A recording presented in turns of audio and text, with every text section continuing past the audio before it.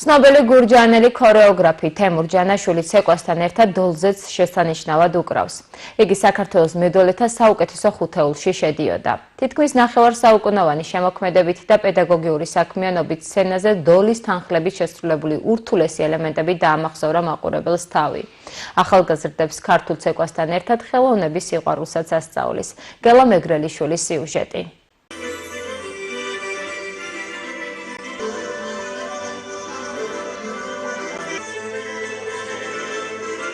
ცნობილმა ხელოვანმა და ქორეოგრაფმა, მრავალი საერთაშორისო ფესტივალისა თუ კონკურსის ლაურეატმა თემურ ჯანაშვილმა საზოგადოებაში ქართული ცეკვების უბადლო შესრულებით გაითქვა სახელი. სცენის ვირტუოზმა დოლის თანხლებით ერთ-ერთმა პირველმა ცოცხლად შეასრულა ცეკვის ურთულესი ელემენტები, რაც განსაკუთრებული მოვლენაა ქორეოგრაფიაში.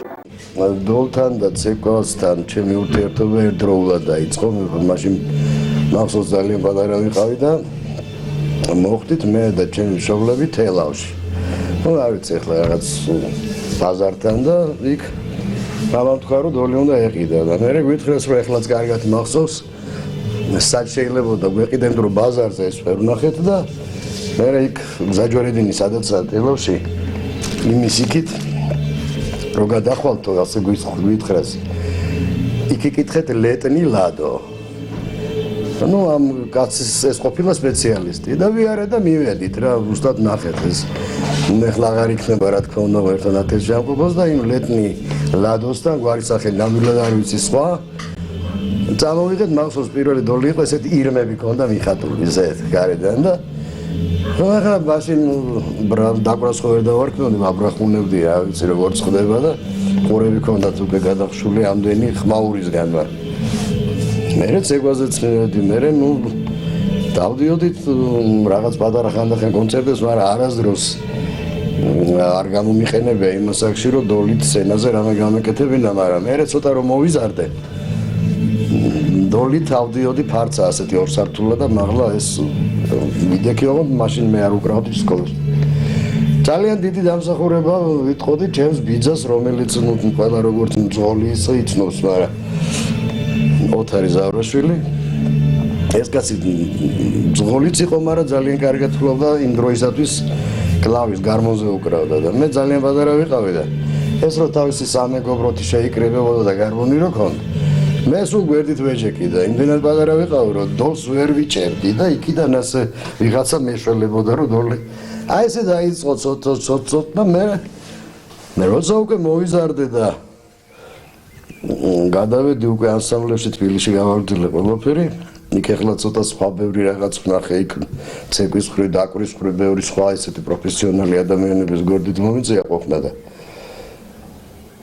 ამის ინტერესიც მქონდა და დოლზე დაკვირა მხოლოდ ბავშვების გატაცება არ ყოფილა და როდესაც ცეკვის საიდუმლოებას დაეუფლა განსაკუთრებული ნიჭისა და უჭრეტი ენერგიის წყალობით ქორეოგრაფიული ნომრების შესრულება დოლთან ერთად ერთ-ერთმა პირველმა შესთავაზა მაყურებელს და ხელოვნების ამ მიმართულებას დამატებითი ხიბლი შეძინა ნოდარი ობოლაშვილს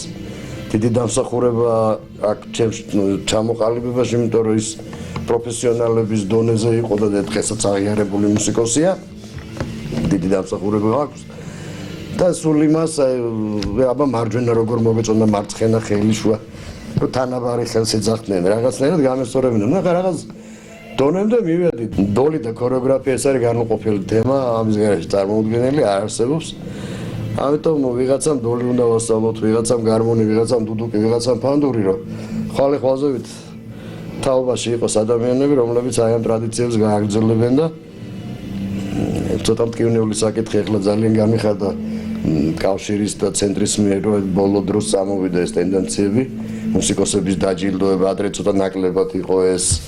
ახლა ამას აკეთებენ დაფასება ხდება და